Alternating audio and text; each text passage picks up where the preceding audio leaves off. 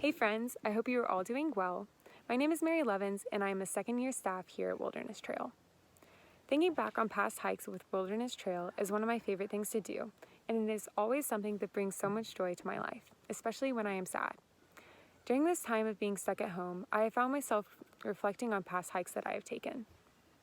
Last summer, I was leading a hike for a group from Jacksonville, Florida. The majority of my group was first-time hikers and very quiet. Our hiking day 1 and 2 were pretty tough, and by the time we got to camp every night, everyone was so worn out from the hike that we would just sit around the fire in silence.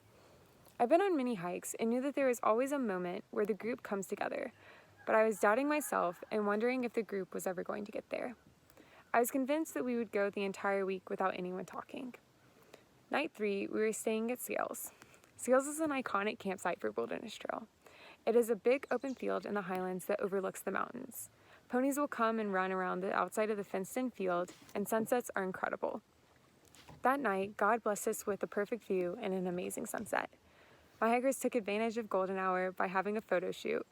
Everyone was running around the field, taking pictures of ponies, hitting rocks with a wiffle ball bat, and laughing together as a group.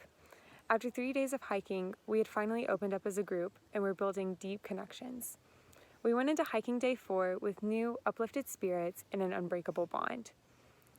Jesus tells us in Matthew 18:20 that when 2 or more are gathered in his name, he is there. I knew that God would work and was present in my group, but at the time it was hard to believe that the group would create a bond. God works in his own time, and once I accepted this, I was able to find patience and trust that God was going to do amazing things in our group, which he did. Living in this time of uncertainty has taught me that we have to lean into God and trust that he is working in our lives.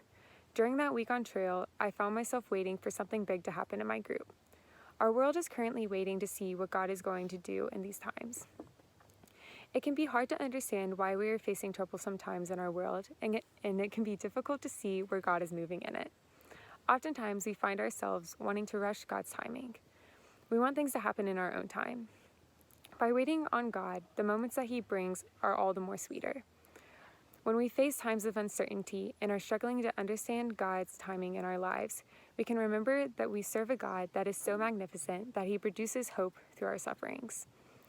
I am going to end with these words from James 1:2-4. Consider it pure joy, my brothers and sisters, whenever you face trials of many kinds, because you know that the testing of your faith produces perseverance. Let perseverance finish its work so that you may be mature and complete, not lacking anything.